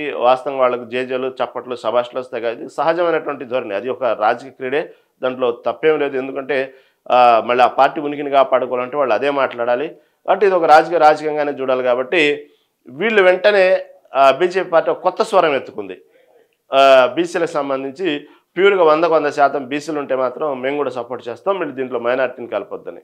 అసలు ఇక్కడ సినిమానే లేదు, దీని చుట్టూ మాత్రం సానుకూల నిర్ణయమే లేదు, దీని చుట్టూ మాత్రం అనేక రకమైనటువంటి వార్తలు రావటం. ఈ విధంగా ఉండేటప్పటికీ కోర్టు ఇచ్చినటువంటి గడువు దగ్గర పడింది. ఇటుపక్క సొంత పార్టీలో కూడా స్థానిక సంస్థల ఎన్నికలు జరపాలి అనేటువంటి ఒక గట్టి పట్టుదలతో ఉండే క్రమంలో క్యాబినెట్ మీటింగ్లో ఏం జరిగింది, సీఎం రేవంత్ రెడ్డి ఎటువంటి నిర్ణయం తీసుకున్నారు. అది ఈ విధంగా ఇన్ని స్థానిక సంస్థల ఎన్నికల్లో ఇన్ని చిక్కులు ఎదుర్కొంటూ టోటల్గా రిజర్వేషన్ అంశాన్ని కూడా జంతర్ మంతర్ వద్ద నిరసన తెలియజేస్తూ బీసీ రిజర్వేషన్ ఇస్తేనే స్థానిక సంస్థల ఎన్నికలు వెళ్ళాలి అన్నట్టు గట్టి పట్టుదల. ఒకవేళ దానికి సరైనటువంటి సానుకూల నిర్ణయం రాకపోతే మనం ఏం చేయాలి, సుప్రీంకోర్టు దాకా వెళ్ళాలా, లేకపోతే గతంలో ఏ రాష్ట్రాలు ఈ విషయంలో ఎలా తీసుకున్నాయి, రిజర్వేషన్ తీసుకున్నటువంటి అంశాలు అంటే పరిధి దాటి రిజర్వేషన్ వస్తే ఏం చేయాలా, లేదా సొంతంగా రాష్ట్ర ప్రభుత్వమే నిర్ణయం తీసుకుంటే ప్రభుత్వంతో ఎటువంటి సంబంధం లేకుండా లీగల్గా మేమనమే ఒక రిజర్వేషన్ కేటాయించేసి ముందుకెళ్తే ఎటువంటి న్యాయపరమైనటువంటి చిక్కులు ఉంటాయి, ఇవన్నీ సలహాలు తీసుకుంటూ ముందుకు సాగుతూ ఏదైనప్పటికీ కూడా కాంగ్రెస్ పార్టీ చిత్తశుద్ధితో వెళ్తుంది బీసీ రిజర్వేషన్ మీద అనేటువంటి ఒక విషయాన్ని ప్రజల్లో ప్రొజెక్ట్ చేయడం కోసం ఈ స్థానిక సంస్థల ఎన్నికలు వచ్చినప్పుడల్లా బీసీ రిజర్వేషన్ అయిన తర్వాతనే మనం స్థానిక సంస్థల ఎన్నికలకు వెళ్ళాలి అన్నటువంటి విషయాన్ని రేవంత్ రెడ్డి చెప్పడం, చూసే వాళ్ళకు కూడా బీసీ రిజర్వేషన్ పట్ల గట్టి పట్టుదలతో ఉన్నాడు రేవంత్ రెడ్డి అనేటువంటి విషయాన్ని ప్రజల్లోకి వెళ్తూ ఏదో కొంతవరకు ఆ బీసీల్లో ఒక దాదాపుగా మేజర్ భాగం రేవంత్ రెడ్డి పోరాడుతున్నాడు బీసీ రిజర్వేషన్ కోసం అనేటువంటి కొంతవరకు పాజిటివ్ ధోరణి తీసుకొచ్చి సరే ఏదో కోర్టు కూడా ఇటు పక్క ముట్టిగాలేస్తుంది కదా, సెప్టెంబర్లోపు ఎన్నికల్లోకి వెళ్దాం అనేటువంటి విషయాన్ని ఒక రకంగా మైండ్ సెట్ చేసుకుంది. ఇటు పక్క ఆల్రెడీ ఎన్నికల కమిషన్ దీనికి సంబంధించినటువంటి ఇప్పటికే కొన్ని స్థానిక సంస్థల ఎన్నికలు జెడ్పీటీసీ స్థానాలు ఎన్ని, ఎంపీటీసీ స్థానాలు ఎన్ని, సర్పంచ్లు ఎన్ని, అన్ని శాఖల వారీగా అన్ని ఎక్కడెక్కడ ఏ బూతులు ఉన్నాయి ఎక్కడెక్కడ అనేది దానికి ఎన్నికల కమిషన్ సంబంధించినటువంటి వర్క్లు కూడా ఆల్రెడీ మొదలు స్టార్ట్ అయిపోయినాయి. బూతుల వారీగా ఎక్కడెక్కడ దానికి సంబంధించిన పరికరాలు అవన్నీ ఎన్నికల సామాగ్రి ఎక్కడికక్కడ చేరవేయటం కొంతవరకు మూమెంట్ తీసుకొస్తుంది. దాదాపుగా అయిపోయింది, దగ్గరలో ఎన్నికలు వచ్చేస్తున్నాయి. ఇక శాసనసభ్యులు కూడా ఎవరెవరు నియోజకవర్గానికి వెళ్ళండి, గ్రౌండ్ వర్క్లు బాగా కష్టపడండి, తిరగండి అనేటువంటి ఒక వాతావరణం తీసుకొస్తూ ఒక మంచి మూమెంట్ తీసుకొచ్చేసారు. ఆల్మోస్ట్ స్థానిక సంస్థల ఎన్నికలు ఒక మంచి మూమెంట్ రాబోతుంది అనేటువంటి విషయాన్ని తీసుకురాబారు. ఇటు పక్క ఆశావాహులు కూడా ఏ వర్గాల వారిగా వాళ్ళకు ఉన్నటువంటి గ్రామాల్లో వర్గపూర్లు వాళ్ళకు ఉన్నటువంటి వ్యతిరేకత వర్గాలను వాళ్ళేదో మచ్చిక చేసుకోవడానికి పాపం వాళ్ళ కష్టాలు పడుతున్నారు. ఇటు పక్క ఎన్నికల కమిషన్ దాని పని దాన్ని చేసుకుంటోంది. ప్రభుత్వం కూడా స్థానిక సంస్థల ఎన్నికల మీద కసరత్తు చేస్తూ ఉంది. దీన్ని ఎలా విధంగా రిజర్వేషన్ ఏ విధంగా ముందుకు వెళ్దాం, సొంతంగా నిర్ణయం తీసుకుంటే ఆల్రెడీ ఇక్కడ చేసినటువంటి కులగణన సర్వే ప్రకారం మనమే ఓన్గా నిర్ణయం తీసుకుని బీసీలకు ఎంతమందికి సీట్ ఇవ్వాలి, బీసీలకి రిజర్వేషన్ ప్రకారంగా దీన్ని కనుక కేటాయిస్తే పార్టీలు ఎంత మైలేజ్ వచ్చింది, మళ్ళీ దీంట్లో రకరకాలుగా 100 గ్రూపులు ఉన్నాయి కాబట్టి ఎవరి వ్యక్తులకు ఎక్కువ ప్రాధాన్యత ఇవ్వాలి, ఈ విధంగా పాపం తలామునకలి ఒక సర్కిల్ని చేస్తూ ఏదో ఒక విధంగా కొంచెం పాజిటివ్ ధోరణితో కాంగ్రెస్ పార్టీ బీసీల పట్ల కొంత సానుకూలంగా ఉంది, చిత్తశుద్ధితో ఉంది అనే విషయాన్ని కొంతవరకు ఏదో గాలి నీట మళ్లించుకుని ముందుకు వెళ్తున్నాం అనుకున్న టైంలో ఒక్కసారిగా ఈ యూరియా వచ్చి ఆ బస్తా వచ్చి ఇలా నెత్తిన పడింది కాంగ్రెస్ పార్టీ మీద. ఆ యూరియా బస్తా ఎప్పుడైతే ఇలా నెత్తిన పడిందో ఒక్కసారిగా రైతుల్లో పెద్ద గందరగోళం. ముఖ్యంగా 2 తెలుగు రాష్ట్రాల్లో ఉంది, కానీ ప్రధానంగా ఎక్కువ సమస్య తెలంగాణలో బాగా వైరల్ అవుతూ ఉంది. ఎక్కువగా తెలంగాణలోనే ఎక్కువగా రైతులు రోడ్లకు ఎక్కుతున్నారు. ఎక్కువ తెలంగాణ వ్యాప్తంగానే ప్రతిపక్ష పార్టీలు ఈ రైతులను రెచ్చగొట్టేటువంటి ధోరణి చేస్తూ ఉన్నారు. ఎందుకంటే లేని పని రెచ్చగొట్టడం అని కాదు, కొంత సమన్వయం పాటిస్తే ఒక పద్ధతి ప్రకారం ఒక సీరియల్గా ఎవరెవరికి యూరియా బస్తాలు అందాలి అనేది కామన్గా ప్రభుత్వం కొంత కొరత ఉన్నప్పటికీ కూడా దాన్ని సముదాయించుకుంటూ అక్కడక్కడ 2 బస్తాలు ఇవ్వటము, లేని వాళ్ళ టోకెన్ ఇచ్చి ఫలానా రోజు రమ్మంటము, ఈ విధంగా కొంతవరకు సానుకూలంగా వెళ్తుంటే ఎప్పుడైతే ఈ వార్త స్ప్రెడ్ చేసి యూరియా కొరత ఏర్పడింది అనేటువంటి విషయం స్ప్రెడ్ చేసి ప్రతిపక్షాలు దీన్ని వాడుకోవాలనేటువంటి ఒక దురుద్దేశంతో ఎప్పుడైతే రైతులను రెచ్చగొట్టారో దాదాపు 10 రోజులు 20 రోజుల తర్వాత అవసరమైన వాళ్ళు కూడా ముందుగానే యూరియా బస్తాల కోసం వచ్చి క్యూ లైన్లో నుంచోవటం, బారులు తీరటం, చెప్పులు పెట్టారని, ఆధార్ కార్డులు పెట్టారని, ఈ విధంగా రకరకాలైనటువంటి ప్రభుత్వం మీద అనేక రకమైనటువంటి విమర్శలు, రూమర్లు. ఎక్కడ చూసినా రైతులు అంటే లేని కష్టాన్ని క్రియేట్ చేస్తున్నారని కాదు, ఉన్న కష్టమే కాదు, కొంత సమన్వయం పాటిస్తే అందరికీ యూరియా అందేటువంటి మార్గమే. యూరియా కొరత ఉన్నమాట వాస్తవమే, కానీ అంత మాత్రాన శాశ్వతమైన కొరత కాదు అది. కేంద్ర ప్రభుత్వం దాని గురించి ఆలోచిస్తూ ఉంది, దానికి తగ్గట్టు సప్లై చేస్తూనే ఉంది కేంద్ర ప్రభుత్వం కూడా. మనం తప్పుపడ్డాను, ఎందుకంటే ఈసారి వర్షాలు సమృద్ధిగా పడ్డాయి. ఎక్కడ చూసినా వ్యవసాయం కూడా చక్కగా అందరూ వ్యవసాయానికి ప్రాధాన్యత ఇస్తూ ఉన్నారు. ప్రముఖంగా ఇక్కడ ఉన్నటువంటి కొంతమంది విశ్లేషణ ఏంటంటే తెలంగాణలో ప్రస్తుతం ఉన్నటువంటి రేవంత్ రెడ్డి సర్కార్ వచ్చిన తర్వాత ఇటు రియల్ ఎస్టేట్ పడిపోవడం కానివ్వండి, ప్రస్తుతం ఉన్నటువంటి ఆంధ్రప్రదేశ్ ఒక పక్క డెవలప్మెంట్గా ముందుకెళ్తుంది. కాబట్టి గతంలో ఆంధ్రప్రదేశ్ వ్యక్తులు ఎక్కువగా తెలంగాణలో ఆంధ్రప్రదేశ్ రాజకీయ వాతావరణ పరిస్థితిని బట్టి అక్కడ గతంలో ఉన్నటువంటి ప్రభుత్వ వైఖరిని బట్టి దాదాపుగా హైదరాబాద్ తెలంగాణ వైపు రావడానికి ఇష్టపడ్డారు, చాలామంది ఇక్కడ ఉన్నారు. ఇప్పుడు మెల్లిగా ఇక్కడ ఉన్నటువంటి తెలంగాణ వ్యాప్తంగా ఉన్నటువంటి రియల్ ఎస్టేట్ పరిస్థితులు కానివ్వండి, వ్యాపార పరంగా ఉన్నటువంటి కానివ్వండి, పెట్టుబడిదారులు ఎక్కువగా రాకపోవడం కానివ్వండి, కొంతవరకు మళ్ళీ సొంత రాష్ట్రానికి తిరిగి వెళ్ళటం, అక్కడ కొంత ఉండాలి అనేటువంటి పెట్టుబడులు పెట్టడానికి అటు ఎక్కువగా ఇంట్రెస్ట్ చూపిన క్రమంలో ఎక్కడో కొంత డిస్టర్బ్ అయింది రియల్ ఎస్టేట్ అనేది కొంత జరుగుతున్న ప్రచారం. దీంట్లో భాగంగానే ఎప్పుడైతే దీనికి సంబంధించి ఇటు సర్కార్ రేవంత్ రెడ్డి సర్కార్ తీసుకున్న నిర్ణయాల పట్ల కొంతవరకు ఏమవుతుందా అనేటువంటి ధోరణి కొంత వచ్చేసింది, ఆ పబ్లిక్లో వచ్చేసి ఇటు ఒక్కసారిగా అరే స్థానిక సంస్థల ఎన్నికలు జరపాలి అనేటువంటి ఒక్కసారిగా ఈ యూరియా బస్తాల వార్త ప్రధానంగా వచ్చేటప్పటికి మొత్తం మొత్తం ఒక అలజడి వాతావరణం ఏర్పడింది. దానికి తోడు ఈ వ్యవసాయం చేయడానికి సమృద్ధిగా వర్షం పడటం, ఈ వ్యవసాయానికి కొంచెం ఎక్కువ ప్రాముఖ్యత ఇవ్వటం, ఇందా నేను చెప్పినట్టు ఎక్కువగా ఆంధ్రప్రదేశ్ వెళ్ళంగానే ఇక్కడ ఉన్నటువంటి యువత కూడా ఈసారి కొంత వ్యవసాయానికి అనుకూలంగా సానుకూలంగా ఉన్నట్టు వార్తలు వస్తూ ఉన్నాయి. కొంతమంది విశ్లేషణ అది ఎప్పుడైతే ఈ రియల్ ఎస్టేట్ పడిపోయిందో ఇక్కడ వ్యాపారాలు పెద్దగా లేకపోయేటప్పటికీ వ్యవసాయం మీద కొంత ఆసక్తి చూపారు ఈసారి తెలంగాణలో. అందుకని వ్యవసాయం సంఖ్య పెరిగింది ఈసారి, అందుకే కొంత యూరియా కొరత ఏర్పడింది. అదేవిధంగా యూరియా ఏమాత్రం అవసరం పండిన పంటకి అనేటువంటి ఒక నివేదిక కూడా రాష్ట్ర ప్రభుత్వం సరిగా ఇవ్వలేకపోయింది కేంద్రానికి, అందువల్ల యూరియా కొరత ఏర్పడింది అనేటువంటి ఒక విశ్లేషణ ఒకవైపు. ఏదేమైనప్పటికీ కూడా యూరియా కొరత అనేది మాత్రం రాష్ట్ర ప్రభుత్వానికి పెద్ద గుదిబండలానే తయారైంది. వాస్తవంగా కేంద్ర ప్రభుత్వం నుంచి రావాలి యూరియా అనేది, అయినప్పటికీ కూడా రాష్ట్రం కదా నివేదిక పంపాల్సింది ఎంత అవసరం అనేది. కాబట్టి రేవంత్ రెడ్డి సర్కారు మీద ఎక్కువగా దీని ఇంపాక్ట్ పడింది. ఎక్కడ చూసినా కూడా మనం చూస్తున్నాం, అనేక మీడియాలో కానివ్వండి, డిజిటల్ సోషల్ మీడియాలో ప్రముఖ ఛానల్లో కొంతమంది మనం చూస్తున్నాం ప్రతిరోజు. ఎక్కడ చూసినా రైతులు యూరియా పట్ల ఎక్కువగా వ్యతిరేకత నిరుత్సాహం చూపిస్తూ సరైనటువంటి అందుబాటులో లేక యూరియా రోడ్డును పడ్డారు. మరి నాయన అసలు ఏదో మొత్తాన్ని ఒక ప్లాన్గా పద్ధతిగా ఒక ఎన్నికల మూడు తీసుకొచ్చి ఒక ప్రణాళికబద్ధంగా ప్రధానంగా బీసీలు ఎక్కువ ఉంటారు కాబట్టి బీసీలని మాత్రం కొంచెం కాంగ్రెస్ పార్టీ వైపు కొంతవరకు పాజిటివ్ ధోరణి, కాంగ్రెస్ పార్టీ చిత్తశుద్ధితో ఉంది. రేవంత్ రెడ్డి సర్కార్ ఎక్కడ కూడా కేవలం బీసీల రిజర్వేషన్ల కోసమే స్థానిక సంస్థల ఎన్నికలు జరపట్లేదు, అంతేగాని తన ప్రభుత్వం మీద వ్యతిరేకతో లేకపోతే యువతలో ఉన్న వ్యతిరేకతో ప్రభుత్వ ఉద్యోగంలో ఉన్న వ్యతిరేకత కోసం భయపడట్లేదు. సర్కారు మీద ప్రస్తుతం నిర్ణయం ఎలా తీసుకుంటారో పబ్లిక్ అనేటువంటి అలాంటి ఏం లేదు రేవంత్ రెడ్డికి భయం. కేవలం రిజర్వేషన్ల కోసమే, మన బీసీల కోసమే పోరాడుతూ ఎప్పటికప్పుడు మాటలు అనిపించుకుంటూ కోర్టు చేత కూడా ముట్టిగా లేయించుకుంటూ సొంత పార్టీలోని ఎంతోమంది స్థానిక సంస్థల ఎన్నికలు జరుపుదాం అన్నప్పటికీ కూడా రిజర్వేషన్ తర్వాత మనం వెళ్లాల్సిందే అంటూ పాపం చాలా చిత్తశుద్ధితో ఉన్నాడు రేవంత్ రెడ్డి అనేటువంటి విషయాన్ని పాపం ఏదో బీసీలు కొంచెం నెత్తినెక్కించుకుని ఒక వాతావరణం మొత్తాన్ని పద్ధతిగా ప్లాన్గా సెటరేట్ చేసుకున్నాడు రేవంత్ రెడ్డి. సరే ఇక ప్రకటిద్దాం అనుకున్న టైంలో యూరియా, దీంట్లో ఒక్కసారిగా గందరగోళం, రైతుల్లో వ్యతిరేకత, రాష్ట్ర వ్యాప్తంగా ఎటు చూస్తున్న రేవంత్ రెడ్డి సర్కార్ని దుమ్మెత్తిపోయడం, ఒక్కసారిగా గందరగోళ వాతావరణం ఏర్పడింది. ఈ మళ్ళీ తలలు పట్టుకున్నారు. నిన్నటి పిఎస్సి సమావేశంలో ఎట్టి పరిస్థితుల్లో జరపాల్సిందే, ఒప్పుకునేది లేదంటూ పార్టీలోనే కొంచెం గట్టిగా స్ట్రాంగ్గా గళం విప్పారు అందరూ. స్థానిక సంస్థల ఎన్నికలు జరపాల్సిందని రేవంత్ రెడ్డి కూడా దానికి సముఖత వ్యక్తం చేసి ఓకే వచ్చే నెలలో స్థానిక సంస్థల ఎన్నికలు మనం జరుపుదాం, ముందుకు వెళ్దాము, ఈలోపు రిజర్వేషన్ అంశం కూడా మనం గట్టిగా మనం పోరాడాలి, దీనికి ఎలా చేయాలనే విషయాన్ని కొంతవరకు సానుకూలంగా నిర్ణయం తీసుకున్నట్టు అర్థమవుతా ఉంది. దాదాపు వచ్చే నెలలో స్థానిక సంస్థల ఎన్నికలకు వెళ్తారు అనేటువంటి వాతావరణం దాదాపుగా ఖరారైనట్టు కనబడుతూ ఉంది.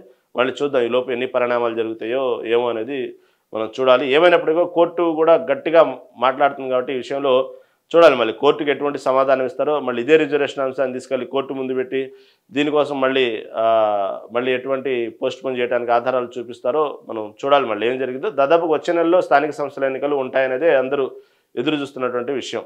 ఈ విషయం ఒకైతే ఇక్కడ ప్రభుత్వ ఉద్యోగులకు సంబంధించి అనేక శాఖలు ఖాళీగా ఉండటం, దీనికి సంబంధించి శాంతకుమారి అసలు ఎక్కడెక్కడ ఖాళీలు ఉన్నాయి, ఎక్కడెక్కడ వేకెంట్ ఉంది, దీని పని దానివల్ల అనేక ఖాళీలు ఉన్న పని కూడా చాలా కుంటుపడతా ఉంది. పని ఎక్కడెక్కడ పోస్ట్ పోవటం వల్ల పెండింగ్ ఫైల్స్ ఎక్కువైపోయినాయి కాబట్టి ఎక్కడెక్కడ ఖాళీలు ఉన్నాయి అని సమీక్ష చేసుకుంటూ ఎందుకు ఈ సమీక్ష చేస్తున్నారంటే దీన్ని బట్టి అర్థమవుతుందంటే తొందరలో తెలంగాణ వ్యాప్తంగా కొత్తగా ఉద్యోగాల నోటిఫికేషన్ రాబోతుంది అనేటువంటి వాతావరణం అయితే కొంచెం క్లారిటీ వచ్చింది. ఎప్పుడైతే ఈ ఉద్యోగ నోటిఫికేషన్ వస్తుందనగానే కొంత నిరుద్యోగుల్లో కొంచెం ఆశలు వస్తాయి. దాని తాగుంటూ ఎవరెవరు ఆ శాఖ ఉద్యోగులకు ఎవరైతే అర్హత ఉంటారో కొంతమంది నిరుద్యోగులు ఆశావహులు దానికోసం ఎదురు చూస్తూ ఉంటారు. దీన్ని కొత్తగా నోటిఫికేషన్ తీసుకురావడానికి ప్రభుత్వం ప్రయత్నం చేస్తోంది. యాక్చువల్గా గతంలోనే జాబ్ క్యాలెండర్ విడుదల చేసింది, కాకపోతే కొంత ఎస్సీ వర్గీకరణకు సంబంధించి కొంత పెండింగ్ పడటం వల్ల ఓల్డ్ అయిపోయింది. ఇప్పుడు దీనికి సంబంధించి ఒక క్లారిటీ వచ్చింది కాబట్టి ఎస్సీ వర్గీకరణకు సంబంధించి కొలిక్కి వచ్చింది కాబట్టి ఇప్పుడు కొంచెం ప్రశాంతంగానే ఈ తొందరలోనే ఈ జాబ్ నోటిఫికేషన్ విడుదల చేసేటువంటి అవకాశం కనబడతా ఉంది. ఎందుకంటే ఇక్కడ ఎప్పుడైతే ముగ్గురు ఐఏఎస్‌లకు సంబంధించిన దీనికంటూ ఒక గ్రౌండ్ లెవెల్‌లో ఒక స్టడీ చేస్తున్నారు. ముగ్గురు ఐఏఎస్‌లు, ఒక పక్క శాంతకుమారి, వీళ్ళందరూ కొంత గ్రౌండ్ వర్క్ చేస్తున్నారు. ప్రభుత్వ శాఖలు ఎక్కడెక్కడ ఖాళీ ఉన్నాయి, ఎవరెవరు బదిలీలు అయ్యారు, ఎవరెవరు రిటైర్మెంట్ అయ్యారు, ఏ శాఖల్లో ఖాళీ ఉండటం వల్ల పెండింగ్ ఎక్కువైపోయింది, వర్క్ పెండింగ్ ఎక్కువైపోయింది, ఫైల్స్ ఎక్కడెక్కడ ఆగిపోయినాయి. కాబట్టి జాబ్ క్యాలెండర్ విడుదల చేసి దానికి సంబంధించినటువంటి నోటిఫికేషన్ విడుదల చేద్దాం. అంటే ఎక్కడెక్కడ ఖాళీలు ఉన్నాయో దాని తగ్గట్టు పోస్టులు నోటిఫికేషన్ విడుదల చేస్తే ఆ శాఖల్లో భర్తీ చేయొచ్చు అనేటువంటి విషయాన్ని కూడా ఇటు తెలంగాణ సర్కార్ ఆలోచిస్తూ ఉంది. ఎందుకంటే గతంలో విడుదల చేసింది మనం ఇందాక అనుకున్నట్టుగానే కొంతవరకు ఏదైతే ఎస్సీ వర్గీకరణ వల్ల కొంత అలా ప్రతిమాటంతో ఇప్పుడు కొంచెం దాని ఎస్సీ వర్గీకరణకు సంబంధించి ఒక క్లారిటీ వచ్చింది. కాబట్టి ఇప్పుడు కొంచెం ప్రభుత్వం కూడా ధైర్యంగా ముందుకు వెళ్తూ ఉంది. దాదాపుగా విశ్వసనీయ సమాచారం ప్రకారం ఏంటంటే జాబ్ క్యాలెండర్ మాత్రం తొందరలో విడుదలయ్యిద్ది అనేటువంటి విషయాన్ని అర్థమవుతోంది. ఈ విధంగా ఎక్కడో కొంత అన్ని విభాగాల్లో అక్కడ కొంత నిరుద్యోగుల్లో, ఇటు పక్క కొంత ప్రభుత్వ ఉద్యోగుల్లో, ఇటు పక్క కొన్ని అనేక శాఖల పరంగా కొంత అక్కడక్కడక్కడ ఏదో కొంత ఆశాజనకంగా ఉండి స్థానిక సంస్థ ఎన్నికలు వెళ్ళాలనేది రేవంత్ సర్కార్. అసలు ఈ యూరియా గొడవ కనుక లేకపోయినట్టయితే దాదాపు కొంత ఊపుగానే, కొంత ధైర్యంగానే, కొంత బలంగానే ముందుకెళ్ళాలి అనేటువంటి ధోరణితోనే ఉంది రేవంత్ సర్కార్. ఎందుకంటే ఇటు పక్క ప్రతిపక్ష పార్టీలు కూడా అనేక లొల్లిలు ఉన్నాయి. కాంగ్రెస్ పార్టీ కొంచెం ఈ విషయంలో అన్ని విషయాల్లో రిజర్వేషన్ అంశంలో కొంచెం కనుక ముందుకెళ్తే ఎక్కడో స్థానిక సంస్థల ఎన్నికల్లో ప్రజలు కొంచెం ఎక్కువగా సీట్లు గెలిపిస్తారంటూ ఆశ ఉంది. కాకపోతే యూరియా కొంచెం డిస్టర్బ్ చేసింది. చూడాలి మళ్ళీ ఈ జాబ్ క్యాలెండర్ విడుదల చేసిన తర్వాత ఈ ఏదైతే కొన్ని స్థానాలు ఖాళీగా ఉన్నాయో అవన్నీ ఫిలప్ అయితే ఇటు తెలంగాణ వ్యాప్తం కూడా ఇప్పటికే అనేక విషయాలు పెండింగ్లో ఉన్నాయని కూడా కొంచెం దాన్ని సెటరేట్ అవుతాయి అనేది కొంత ఆశావాహాలుగా ఉన్నారు. ఏమైనప్పుడు కూడా దీనికి సంబంధించి కొందరిలో తెలంగాణ వ్యాప్తంగా కొత్త జాబ్ క్యాలెండర్ అయితే విడుదల కాబోతుందని అర్థమవుతోంది. ఇది ప్రధానమైన వార్త సాక్షి దినపత్రికలో. ఇంకా నిన్న మొత్తం ఒక్కసారిగా ఉలిక్కి పడిచేసినటువంటి వార్త ప్రధానంగా తెలంగాణలో ఇది ముక్కలు చేసి మూసీలో పడేసి. ఈ మధ్యకాలంలో మనం ఎక్కువగా వెంట ఉన్న వార్తలు ఎక్కువగా ఒక వార్త వస్తే దానికి రిలేటెడ్గా అనేక వార్తలు మన తెర ముందుకు వస్తూ ఉంటాయి. అంటే లేని రావు కాదు, మన దృష్టి కానివ్వండి జరిగేటువంటి ఆటోమేటిక్గా అలాంటి వార్తలు ఎక్కువగానే తిరుగుతూ ఉంటాయి.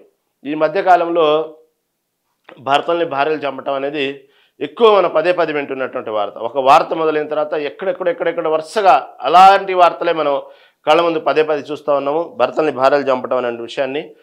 దాంతో ఒక్కసారిగా ఈ పెళ్లిళ్ళ వ్యవస్థ మీద కానివ్వండి, మానవ సంబంధాల వ్యవస్థ కానివ్వండి, అదేవిధంగా భార్యాభర్తలు అసలు పెళ్లి యొక్క విలువ గురించి కానివ్వండి అనేక రకమైన వార్తలు బయటికి రావటం, యువత కూడా పెళ్లి పట్ల ఆసక్తి చూపకపోవడం, ఎవరైతే కొంచెం తటస్థంగా ఉన్న వ్యక్తులు కూడా పెళ్లి చేసుకోవాలనుకున్న వ్యక్తులు కూడా ఈ వార్తల పట్ల కొంచెం భయభ్రాంతులు గురి పెళ్లి చేసుకోవాలి అనేటువంటి ఉద్దేశాన్ని కూడా పోస్ట్ పోన్ చేయటం, అదేవిధంగా ఈ మధ్యకాలంలో ఎక్కువగా ఇలాంటి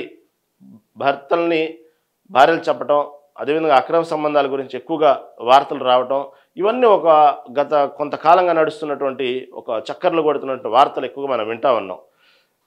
ఇప్పుడు మళ్ళీ ఈ వార్త హైదరాబాద్లో ఈసారి భర్తల్ని భార్యను చెప్పడం కాదు కానీ భార్యని ముక్కలుగా నరికి మూసి నదిలో పడేసి ఇంకొంత భాగాలను పడేయడానికి ప్రయత్నించేటువంటి వార్త నిన్న బోడప్పల్లో జరిగిన వార్త ఒక్కసారిగా హైదరాబాద్ వ్యాప్తంగా సంచలనమైంది. వీళ్ళిద్దరు ఎవరైతే ఉన్నారో మహేందర్ రెడ్డి, స్వాతి, వీళ్ళిద్దరూ కులాంతర వివాహం చేసుకున్నారు, ప్రేమించి పెళ్లి చేసుకున్నారు, ప్రేమించారు, పెద్దలు కాదన్నారు, వీళ్ళిద్దరూ పెళ్లి చేసుకున్నారు పెద్దలను ఎదిరించి బయటకెళ్ళి. సరే తర్వాత పెద్దలు కూడా అంగీకరించి తీసుకొచ్చి పద్ధతి ప్రకారం పెళ్లి చేశారు. ఘనంగానే అయ్యగారికి ముట్ట చెప్పాల్సింది ముట్ట చెప్పారు, అంతా బాగానే ఉంది. వీళ్ళిద్దరూ ప్రేమించుకున్న తర్వాత పెళ్ళైన తర్వాత పెద్దల అంగీకారంతో పెళ్ళైన తర్వాత సరే ఇష్టపడింది కదా కూతురని వాళ్ళు కూడా పెళ్లి చేయటం జరిగింది. తర్వాత వీళ్ళు హైదరాబాద్ రావటం, ఈ అమ్మాయి అతను కార్ డ్రైవర్గా స్థిరపడటం, స్వాతి కాల్ సెంటర్లో చిన్నపాటి జాబ్ సెటిలైట్ చేసుకోవటం, ఈ విధంగా ప్రశాంతంగా అనుకున్న కోరికలు అనుకున్నట్టుగానే వాళ్ళు ఊహించుకునే చక్కని జీవితం ప్రేమించి పెళ్లి చేసుకున్నారు.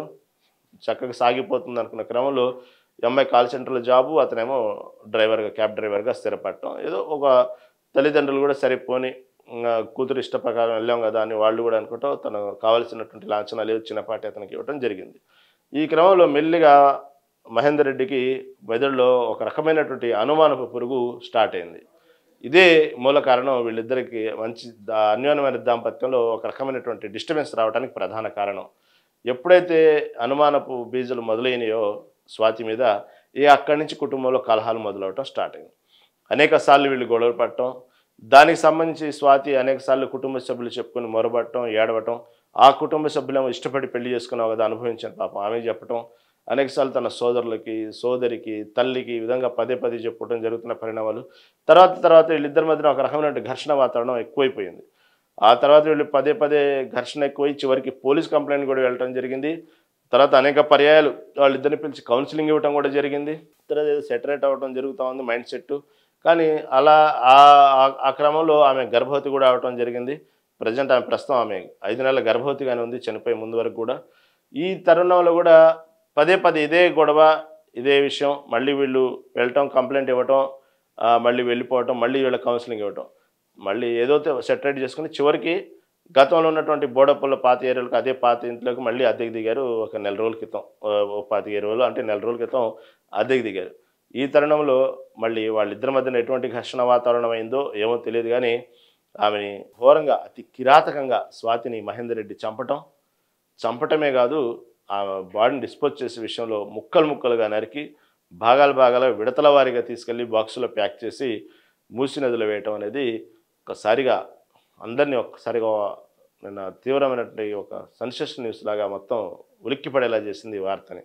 ఎంత పేషెన్స్గా తన భార్యని 5 నెలల గర్భవతి వినటానికి ఎలాగో ఉంది పాపం. ఆ స్వాతిని ఆ విధంగా కనీసం మానవత్వం లేకుండా ప్రేమించిన అమ్మాయిని చాలా జాగ్రత్తగా ప్రేమగా చూసుకోవాల్సిన సందర్భం. అనేక సార్లు కౌన్సిలింగ్ ఇచ్చిన తర్వాత ఓకే అని చెప్పిన తర్వాత కనీసం ఆ మానవ వదిలేసిన బతికేదేమో.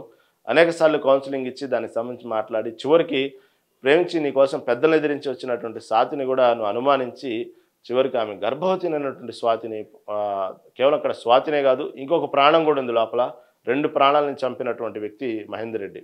ముక్కలుగా నరికి ఆ బాక్సులో పడేసి ప్యాక్ చేసి మూసీ నదిలో వేయటం జరిగింది. ఇటుపక్క కాళ్ళు, ఇటుపక్క మొండెం వేయటం జరిగింది. బాడీని ఏ విధంగా మళ్ళీ విడతల వారీగా బాడీని కూడా మూసీ నది వేసేటువంటి క్రమంలో కొంత వేయలాగా కొంత టైం స్పెండ్ అయ్యి ఏమైనప్పటికీ కూడా ఈ చుట్టుపక్కల ఉన్నటువంటి వాళ్ళకి ఘర్షణ వాతావరణం, ఈ సౌండ్లు ఇవన్నీ కూడా అనుమానం వచ్చి పోలీసులకు కంప్లైంట్ ఇవ్వడం జరిగింది. తీరా పోలీసులు ఎప్పుడైతే కంప్లైంట్ ఇవ్వాలో చూస్తే ఇది పరిస్థితి. దీనికి ముందు తెలివిగానే ఆమె స్వాతి ఫోన్ నుంచి వాళ్ళ అమ్మకి ఈ మెసేజ్లు పెట్టడం, అన్నం తిన్నానని స్వాతి పెట్టినట్టే మెసేజ్లు పెట్టడం, ఈ విధంగా రకరకమైనటువంటి భార్య కనబడట్లేదు అనేటువంటి విషయాన్ని లేవనెత్తి పోలీసులకు కంప్లైంట్ ఇవ్వడం, తను ఏదో సినిమా పక్కిలో చేయాల్సిన నాటకాలన్నీ ఒక పక్క మహేందర్ రెడ్డి వేస్తానే ఉన్నాడు. ఏదేమైనప్పుడు కూడా ఈ చుట్టుపక్కల ఉన్నటువంటి ప్రాంతం ఉన్నటువంటి పరిసర ప్రాంతాల్లో నైబర్స్ ఎవరైతే ఉన్నారో వాళ్ళు ఈ సౌండ్లను విని కంప్లైంట్ ఇస్తే చివరికి పోలీసులకు పట్టుబట్టడం జరిగింది. ఈ విధంగా ఒక అన్యాయంగా స్వాతిని తన ప్రాణంతో పాటు 5 నెలల గర్భవతి అంటే ఇంకొక బిడ్డ కూడా లోపల ఉన్నారు, ఆ చిన్న పసికందును కూడా చంపడం జరిగింది. ఈ విధంగా ఈ పోను ఎలా అవుతున్నాయంటే ప్రాణం తీయటం అనేది ఒక చాలా చిన్నపాటి పని అయిపోయింది. తర్వాత ప్రధానంగా ఈ ప్రేమించి పెళ్లి చేసుకున్నటువంటి స్వాతిని ఈ విధంగా అతను వాళ్ళు ప్రేమించి ఇష్టపడి నీకోసం పెద్దలను ఎదిరించి బయటకు వచ్చి పెళ్లి చేసుకుని నీతో పాటు నువ్వు తీసుకున్నటువంటి కష్ట సుఖాల్లో తోడుండి నువ్వు క్యాబ్ డ్రైవర్గా ఉంటే తను కూడా కష్టపడి పెద్దలను ఎదిరించి వచ్చాం కాబట్టి మనం ఆర్థికంగా బాగుండాలి, ఎక్కడ పెద్దల ముందు మనం తలగ్గకూడదు, మనం చక్కగా బతుకుతున్నాం అన్నట్టు ఉండాలి, మనం వాళ్ళందరి ముందు గర్వంగా ఉండాలి అన్నటువంటి విషయాన్ని పాపం తను గ్రహించి తను కూడా ఒక కాల్ సెంటర్లో జాబ్ చేస్తూ తను కూడా దగ్గర 12 గంటలు కష్టపడి నీతో పాటు సమానంగా ఎంతో కొంత సంపాదిస్తూ చేదోడు వాదోడుగా ఉన్నటువంటి భార్యను మళ్ళీ ఇన్నాళ్ళు ప్రేమించేటప్పుడు నీకు రాని అనుమానం పెళ్ళైన తర్వాత రావటం, కావాలని ఆమెని పదే పదే చిత్రహింసలు పెట్టడం, చంపటం అనేది ఒక రకంగా వాళ్ళని శాడిస్ట్ అనాలా, లేకపోతే వాళ్ళ సైకాలజీ ధోరణి అదేనా, లేకపోతే అలాంటి వాడిని మాత్రం కఠినంగా శిక్షించాలనేది చాలామంది కోరుకుంటా ఉన్నారు. నేను ఒక్కసారిగా తెలంగాణ వ్యాప్తంగా ఈ బోడప్పల వార్త మాత్రం ఉలిక్కి పడేలా చేసింది. తెల్లారి ఇదే సమయంలో ఒక్కసారిగా సెన్సేషన్ న్యూస్ అయిపోయింది. ఇది భాగ్యనగరం మరోసారి మీర్పేట తరహా కిరాతకం. మనం మీర్పేట గతంలో విన్నాము, ఇదే విధంగా భార్యను ముక్కు చేస్తున్న విషయం, అలాంటి తరహానే ఇది. అంటే ఈ వార్తలు బయటకు వచ్చే కొద్దీ, ఇలాంటి వార్తలు వచ్చే కొద్దీ వీళ్ళకు కూడా ఇలాంటి క్రిమినల్ బ్రెయిన్ ఉన్న వాళ్ళకి కూడా అలాంటివి ఫాలో అవుతారా లేకపోతే ఏమో తెలియదు, కానీ ఒకే రకంగా ఇలాంటివి జరుగుతూ ఉంటాయి వార్తలు, లేదా దాన్ని ఆదర్శంగా తీసుకుంటారా ఇలాంటి వార్తలు తెలియదు. ఈ విధంగా గతేడాది కులాంతర ప్రేమ వివాహం చేసుకున్న ఓ యువకుడు భార్యపై అనుమానంతో ఘాతుకానికి పాల్పడ్డాడు. 5 నెలల గర్భిణి అనే కనికరం కూడా లేకుండా భార్యను పక్కా పథకం ప్రకారం హతమార్చి ఆపై మృతదేహాన్ని హ్యాక్సా బ్లేడ్తో ముక్కలు చేసి పలు భాగాలు మూసిలో పడేశాడు. అంతరం ఏమి జరగనట్లు భార్య కనిపించట్లేదంటూ పోలీస్ స్టేషన్లో ఫిర్యాదు చేసిన ప్రయత్నించి పోలీసులకు అడ్డంగా దొరికిపోయాడు. నిందితుడిని ఆదివారం అరెస్ట్ చేసిన పోలీసులు వివిధ కోణాలు దర్యాప్తు చేస్తున్నారు. వీళ్ళిద్దరూ మల్కాజ్గిరి డీసీపీ పద్మజారెడ్డి, హతురాలి కుటుంబీకుల కథనం ప్రకారం వికారాబాద్ జిల్లా కామారెడ్డిగూడెంకు చెందిన శ్యామల మహేందర్ రెడ్డి, అదే గ్రామానికి చెందిన స్వాతి అలియాస్ జ్యోతి. పాపం ఆమె వయసు కూడా 21 సంవత్సరాలే, వాడి వయసు 27 సంవత్సరాలు. ఈ 21 సంవత్సరాలనే ప్రేమించడం, పెళ్లి చేసుకోవటం, చివరికి చనిపోవడం కూడా జరిగిపోయింది. పాపం వాళ్ళ తల్లిదండ్రుల బాధ ఎలా ఉండేది ఒకసారి ఆలోచించండి, వాళ్ళ మనోవేదన ఏ విధంగా ఉండేదో ఆలోచించండి. చివరికి కూతురు మాట వినలేదే, సమాజంలో పరువు పోయింది అనేటువంటి ఒక విషయాన్ని పాపం వాళ్ళు జీర్ణించుకోలేకుండా అదే సమయంలో సరే కూతురు ప్రేమ కోసం, కూతురు ఎక్కడ ఇబ్బంది పడిద్దో, సరే జరిగింది ఏదో జరిగిపోయింది, అక్కుని చేర్చుకుందామని మళ్ళీ పిలిచి మళ్ళీ వాళ్ళకి పెళ్లి చేసి గౌరవంగా సమాజంలో చేసినటువంటి వాళ్ళ తల్లిదండ్రులు చివరికి ఈ విధంగా ఆ కూతురు ఈ విధంగా బలవటం అనేది వాళ్ళు ఎంతవరకు జీర్ణించగలుగుతారు? పదే అనేక పర్యాయాలు స్వాతిని నచ్చ చెప్పడం జరిగింది. ఎందుకంటే వాళ్ళ గ్రామే కాబట్టి, వాడు ఎలాంటి వాడో తెలుసు కాబట్టి పేరెంట్స్ కూడా పదే స్వాతిని నచ్చ చెప్పడం జరిగింది. అయినప్పటికీ కూడా కామన్గా ప్రేమలో కళ్ళు మూసుకుపోయి ఉంటుంటారు కదా, ఆ ప్రేమ మత్తులో నుండి మహేందర్ రెడ్డి మాయమాటలు నమ్మి నా కూతురు ఈ విధంగా వెళ్ళిపోయిందంటూ తల్లి వాపోయింది. ఈ విధంగా మాత్రం ఒక సెన్సేషన్ తెలంగాణ వ్యాప్తంగా ఎంతోమందిని ఒక్కసారిగా హఠాత్ పరిణామం అన్నట్టు నిన్న అంతా కూడా తెలంగాణ వ్యాప్తంగా ఈ వార్త హల్చల్ చేసింది. మొన్నటికి మొన్న కుడుకోట్పల్లి సహస్ర సంబంధించినటువంటి ఏదైతే చిన్న పాప, ఆ మైనర్ బాలుడు ఒకసారి 10వ తరగతి బాలుడు కేవలం బ్యాట్ కోసం దొంగతనానికి వెళ్ళి ఈ విధంగా సహస్రాన్ని చంపటం ఏదైతే ఒక్కసారిగా ఉలిక్కి పడేలా చేసిందో నగర వ్యాప్తంగా, ఆ వార్త మర్చిపోకముందే మళ్ళీ ఇలాంటిది దాదాపు హైదరాబాద్ వ్యాప్తంగా జరిగింది కాబట్టి ఒక్కసారిగా ఇలాంటి వార్తలు ఉలిక్కి పడేలా చేస్తాయి.